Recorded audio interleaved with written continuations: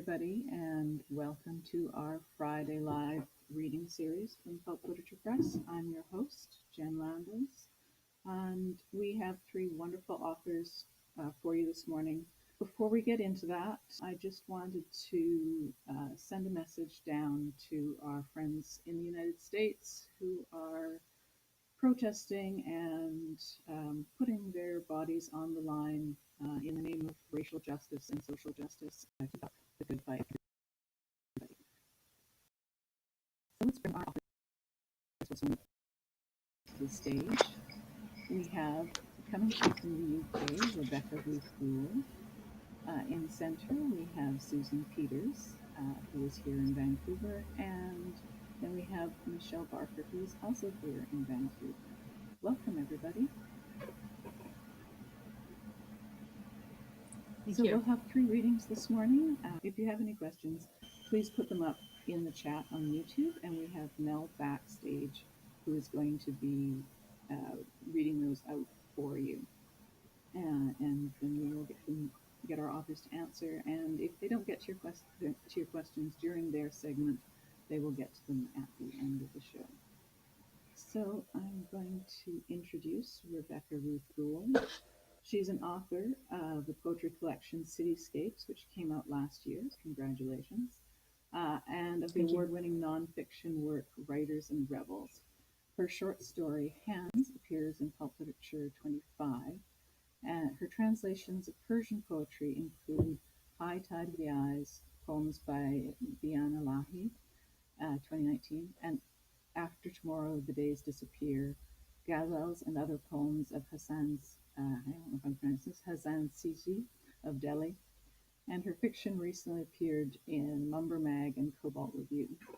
And I'll put her links up on the bottom after the show, and you can read her books there. So Rebecca, over to you. Great, thanks. Hello, everyone. I'm going to be reading from a short story that appeared in Pulp Literature called Hands, and I'll just briefly say that it is from a collection, unpublished collection of short stories called Strangers in Love, and the collection chronicles the lives of people who are changed by chance encounters. So I'll begin. Hands. What struck her most about him were his hands. They were long and lanky like his body. Even more remarkable than their shape was the way he used them. When they first met, he shook her hands boldly and directly, as if it were a perfectly normal thing to do and not a violation of the law in the Islamic Republic of Iran. Taken aback, she forgot to respond. Her hand hung limply in his palm until he dislodged it. Just the day prior, she had read about a poet who, after returning from abroad, had been arrested for shaking a woman's hand. She wanted to warn him, "You shouldn't do that. You might end up in jail." But he must have known what he was doing, she reasoned. And who was she to tell him how to behave in his own country? His hands didn't fit anywhere, not in his pockets or at his sides. They dangled oddly from his arms, like an expert swimmer more at home in a lake than on dry land. The lines on his palms were long, stretching from his wrist to his index fingers.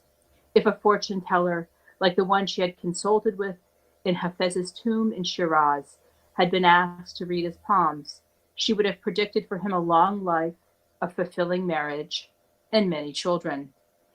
His hands were like an autonomous body.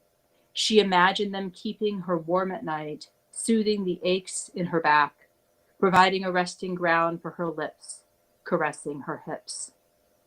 Before they said goodbye that magical night in Tehran, she asked him why he decided to shake her hand. Without answer, he waxed lyrical in a different direction. "I dream of working wonders with my hands," he said. "I want to become a perfumist. I want to make magic potions and aphrodisiacs based on ancient Iranian traditions."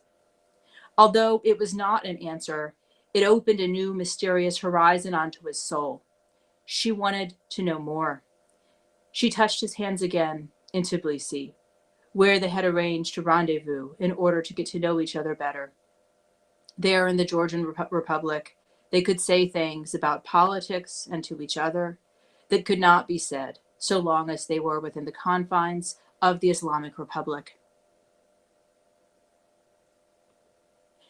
They could hold hands publicly without breaking the law. Funny, she thought, how law interacts with morality, indeed with honesty. What is licit in one country is suddenly an offense when the jurisdiction shifts. Strange how acts of affection, expressions of love, can be made a crime. Her hands pressed hard on his body. Certain parts of him yielded in certain ways, though not every crevice and not in every way. Her hands traced a continual arc on his back while they worked together, stimulating the flow of words, summoning and cementing memory. She saw his hands again in Abu Dhabi, but this time it was different. She was cautious. She wanted to see what his hands would do with her body when unprompted. Nearly all of their contact had been initiated by her hands in Tbilisi. This time, she decided, she would let his fingers determine their movements, would wait for his nails to dig into her skin and his thumbs to press into the small of her back. While she waited for him to touch her, she remembered when he shook her hands unbidden, in full public view, in violation of the law, in Tehran. Looking back on that moment, she wondered whether she had misread his apparent courage. Was it perhaps a performance, not for her sake, but for the state? An act of civil disobedience that dared the government to punish him? Hospitality demands that we shake the hands of every guest, his handshake seemed to say in retrospect, as he failed to touch her now that they were alone at last. We must pay our respects to every visitor. Or was she demeaning the miraculous moment? What force of gravity had caused him to extend his hand then and withdraw it now? Now that they were alone together for the second time in Abu Dhabi, his hands were more reticent than she had ever seen them in Tehran or Tbilisi. It was as if they belonged in another place, on another body, or in another galaxy. She decided she would wait until they said goodbye to question why his hands appeared to be tied down by a psychic force she could not fathom, and why they were so hesitant to touch her body. And then in the airport, there was a crush of people, as there always is. The lines extended out into the arrivals hall as the boarding time approached. 5:30, 5:35. The day was just beginning, yet it felt like the end of time. All passengers for Tehran, please approach gate 6D, the intercom blared. The moment to speak had passed. She had to touch his hands. She reached out to find them, but they were tucked deep inside his pockets, too deep for her to reach. The endless deferral of discussion, along with his unreachable hands that could have brought words to his lips, prevented them from breaching the most pressing question: when would their hands meet again? He asked her to watch his luggage while he went to the bathroom. When he returned, he had to rush to catch his flight. There was no time to say goodbye, no time to repeat the gestures that brought them together in Tehran and Tbilisi, no time for her to take the measure of his hands, to impress his knuckles on her memory, to lift his fingertips to her lips, and to tell him how much she wanted his hands, but actually the entirety of his body and of his soul in her life. Perhaps, she decided, the crush of people was the best way of deferring this impossible speech. Maybe silence was the preferred option. Not knowing what to say in the little time remaining to them, she closed her eyes and imagined his fingers stroking her hair. When she opened her eyes, he was gone. Thank you. Thank you, Rebecca, for that wonderful reading. That is such a beautiful story. It's so intimate, and I mean it almost borders on erotica, and it's just about hands, and it's just it's so beautiful that you've managed to do that, to make us feel so intensely about something that in Western society we don't even think about. Right. Thank you. Mel had a question. Where do your story voices, like in Hands, come from? From people or from literature or drama? I would say it's a combination. I mean, my life is in literature, a lot of it. So I would say it's always a combination. The books I read inspire me, especially from Islamic cultures, Iran. This is what I do professionally. I teach these literatures, but I also read these books as if it were part of my biography and part of my life. So it's been hard for me to draw the line between books and literature or books and people. I would say it's always a combination. Nice. Well, stick around. Absolutely. And we'll bring you back at the end. And Great. Thank you for that. And my pleasure. Thanks for the invitation. And here comes Susan Pieters on stage. So Susan Pieters is one of the founding editors of Pulp Literature. You will find her stories in every of the first 25 issues of the magazine. She's also won many awards, including the Cedric Award for her creative nonfiction. She's won prizes for her fiction as well. She's been published in Analog and Tesseracts, and she's currently turning her pen from short fiction to novels. So this story she was going to read was the last story we had from her in Pulp Literature. We hope to have some again soon, but we're being patient while she writes her novel. So welcome, Sue. Hi, this is Buddha in a bottle. The genie looked up at me, then looked at the bottle. "You've got to be kidding me," she said. I wasn't kidding. "You're supposed to fit, shrink or something." She pulled up at the corner of her silk pajama pants. "Laws of physics say you can't make something smaller than it is. Conservation of matter or something, unless it's a black hole." "Is it?" I lifted up the glass bottle. It was heavy purple glass, possibly leaded, but surely not heavy enough to be condensed matter. "What I suggest," the genie said, stroking a finger along my shoulder, "is that I come live with you." I remembered the day I'd found the bottle on the edge of the sea, partly covered by kelp, shining in the sun. I'd pulled the cork, thinking there would be wine inside, not a woman. How had she come out of there? There had been smoke. I'd been shocked, dropped the bottle. It had all been so sudden. She moved her finger to 3 wishes? Never. I'd read all the stories. I knew better. "You've had a week of modern life. Isn't that enough?" "You can't condemn me to a bottle life. That's barbaric." "But it's where you belong," I said, moving away from her soft skin and incense-like perfume. I'd basically been her slave all week, driving her around the tourist hotspots. Vancouver doesn't have magical creatures, unless it's on a film set. She put her hand out towards the bottle as if she would grab it and smash it, but she shrank from actual contact. "I can't do it. Please release me from this curse." I looked at her tear-stained face. "But that's using a wish." She got on her knees. "Do it." "But that's changing the entire ecosystem. That's transferring power or negating power that will put the whole universe out of balance." She prostrated herself. "You have the power to free me." "What is freedom?" I pulled my feet from her grasp, forcing her to release my made-in-China running shoes.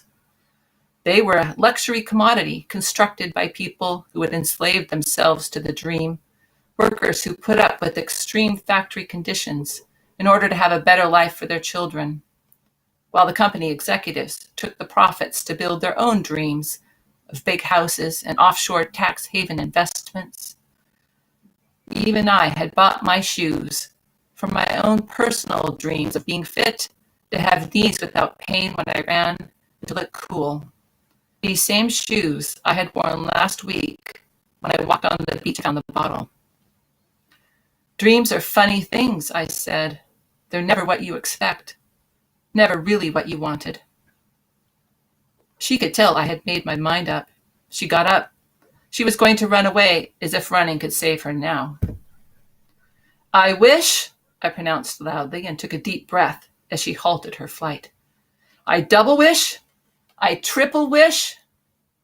She turned to me, fear and perhaps even horror on her face, for she had spent a week with me and knew my habits. I forever wish that I never wish for anything more again. She started laughing then. She laughed until she cried. I couldn't understand it. Are you okay? Aren't you going to grant me my request? You solved it, she sputtered. I did? Am I like Spock now? Quite the opposite, you idiot, she laughed. She took the bottle and tossed it in the gray recycling bin that was part of every park's zero garbage initiative. Are you free? I asked, perplexed. More than free, she said. So are you. But I can't wish you free, I said. The bottle wasn't my cage, she said. The wishes were. Oh, I said. Oh. She embraced me fully and freely. No games, no toying with my ear. I'd love some sushi right now. Want some? Sure, I said. That would be not what I wished for, but bonus, she said. I took her outstretched hand. Yes, bonus. Thank you, Sue. I do love that story. And for our listeners out there, the sound froze for about one sentence. So if you want to read what that sentence was, you will have to pick up the issue. I'm sorry. But every single one of Sue's sentences are important, so you don't want to miss out that one. So got a question here. You've written lots of great short fiction and a couple of excellent novels. How is the process, I guess, between short fiction and novels different for you? It's like the difference between babysitting and having a child. That's a great way of putting it. I've never thought of that. So that said, which do you enjoy more? I've not published one of my novels, so I can't tell you how the end result would make me satisfied for the amount of work that goes into the novel. It's very gratifying to publish a short story and have it finished and not think about it again. Yeah, I guess you have to wait till the children grow up to make a judgment on the end result when you're the parent of a novel. So, well, we're looking forward to your novels being published because Mel and I have heard parts of them, and I can't wait to read them and cover it. So I am going to bring our last guest on now. So stick around, Sue. We'll bring you back at the end. And now we've got Michelle Barker on. So Michelle is also a Vancouver author. She's the author of The House of 1,000 Eyes, which was named a Kirkus Best Book of 2018 and has won numerous other awards, including the Amy Mather's Teen Book Award. Her newest novel is My Long List of Impossible Things, and it was released by Annick Press this spring, so congratulations on that. Oh, thank you. And the story we published was MVP, and it was the winner of the 2017 Surrey International Writers Conference Storyteller Award. We published it in issue 18. Michelle holds an MFA in creative writing from UBC. She works as a senior editor at the Darling Axe, and she's represented by Westwood Creative Artists. And we will put her links up under the YouTube video when it comes out. So welcome, Michelle. Thank you. Thanks for having me. So I'm going to read from MVP, and I'm not going to start at the beginning, so I'll just give you a little bit of information about what's going on. The story is about two doctors named Aaron Weisberg and Jeff Goldstein, and it takes place on the Jewish Day of Atonement, Yom Kippur. So these two doctors work at the same hospital together, and they're friends, sort of. Aaron is actually a bit jealous of Goldstein. Goldstein never seems to do anything wrong, and the nurses have all nicknamed him Rabbi. And no one would call Aaron Rabbi unless they meant a rabbi who was cheating on his wife. So they go to synagogue with their families on Yom Kippur, and they accidentally take home each other's jackets. So Aaron decides he's going to check the pockets of Goldstein's jacket, and he comes upon something unexpected. What was this? I pulled out a plastic bag with a small amount of white powder in it.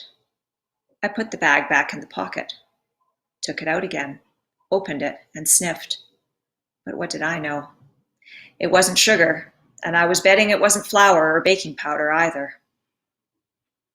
I should never have looked, that's what. What I could do was pretend not to know. I hadn't looked. Here's your jacket back, buddy. Didn't even check the pockets. Not that I would. I mean, what does the rabbi have to hide? All those deep knee bends in shul this morning. Shit. I'd always thought it would be so great to have some dirt on Goldstein. Something I could whisper to the nurses. Or even something I could just know by myself. Like one of those sour candies you can suck on for hours. Now what? Goldstein would want his jacket back. Did I say anything about the bag? Of course not. The pocket had been zipped. Admitting I'd unzipped it and looked meant telling the guy I was interested in his secrets, which I was, and looking for a way to sewer him, which I thought I was, but wasn't. What was the right thing to do? Goldstein and I weren't good enough friends to have a heart-to-heart about this. We were more like rivals, but not real rivals. Not rivals like an anonymous call to the College of Physicians and Surgeons. I could never do that. Only there was a part of me that was maybe a little satisfied.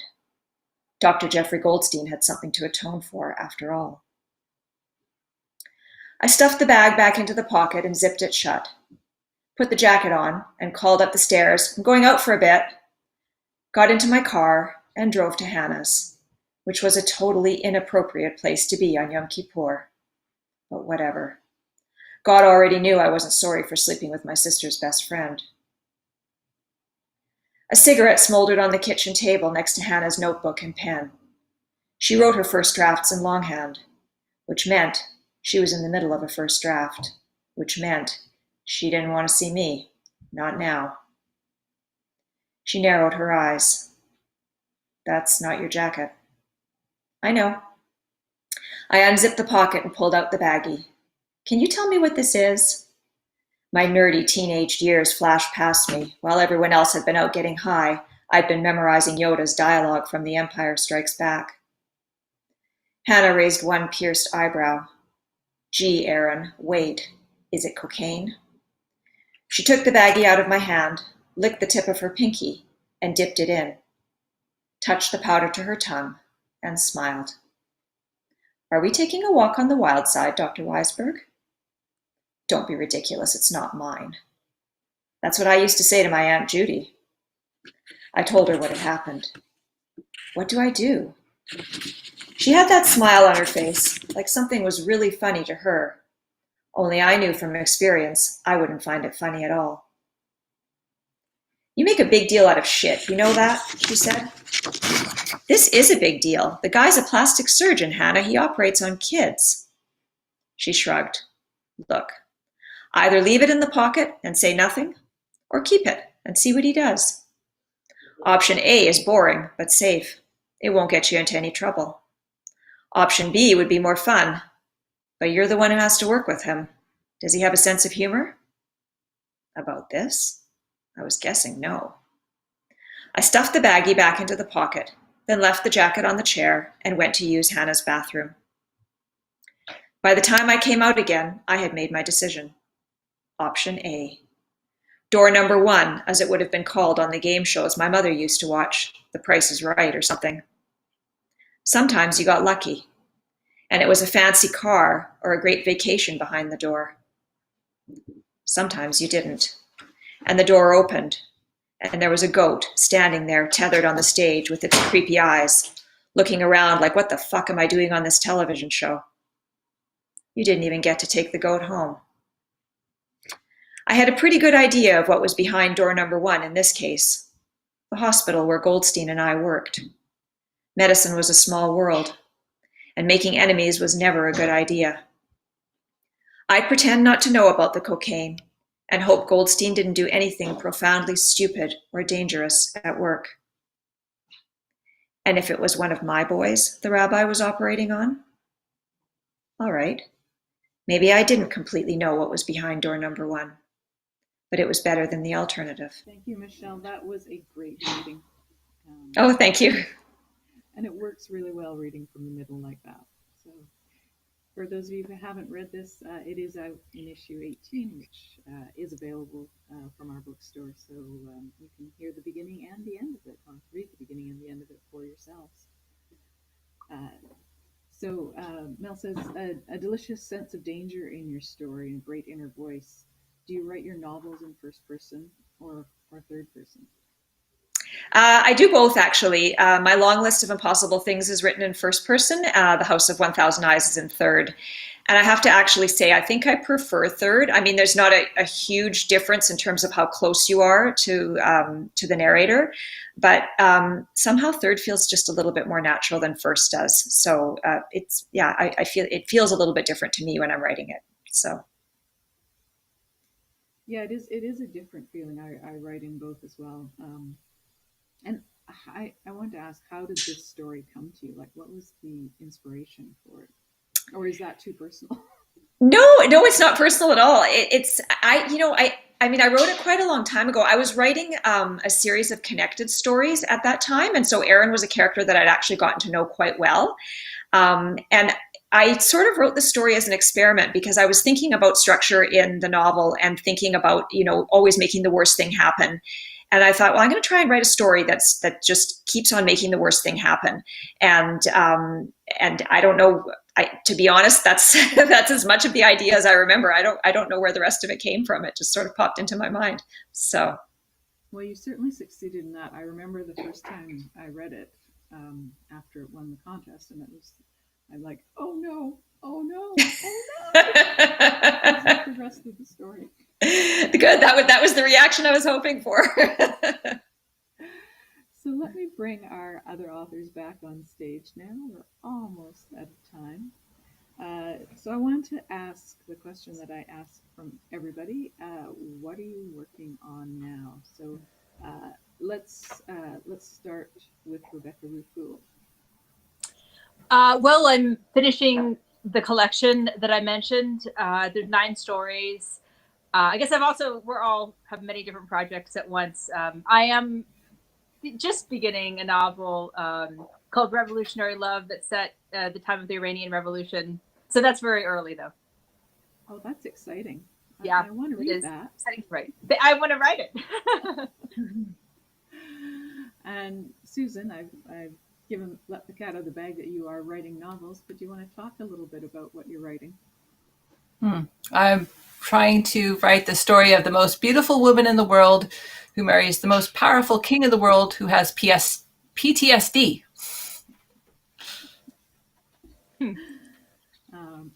And are you going to tell us any more than that, or is that just the secret? It's the story of Esther. So, yeah, that's all. That's a great way of describing it. Most beautiful woman in the world marries the king with PTSD. And Michelle, what's next on your list?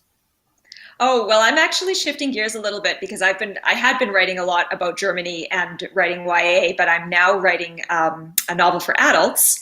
It's a dystopian thriller called The Ministry of Sleep, and it's set in Canada about 50 years from now, after environmental disaster and disease have ravaged the world. The government has put a sleep program in place so that at any time, half the population is sleeping in these sleep chambers that are buried, deep in the bowels of the earth. So yeah, that's where my mind is right now. That is fascinating, and that is a great title too. Oh, thank you. Well, thank you all. all for being our guests today. It's always wonderful to see you, if not in person, at least see your faces on the screen and hear you read. I always love hearing stories read by their authors. So stay safe out there. Have a wonderful week. And to our audience, we will see you next week with Alex Reese-Abbott, Emily Osborne, and Epiphany Farrell. Bye, everyone. Bye. Thank you for having us.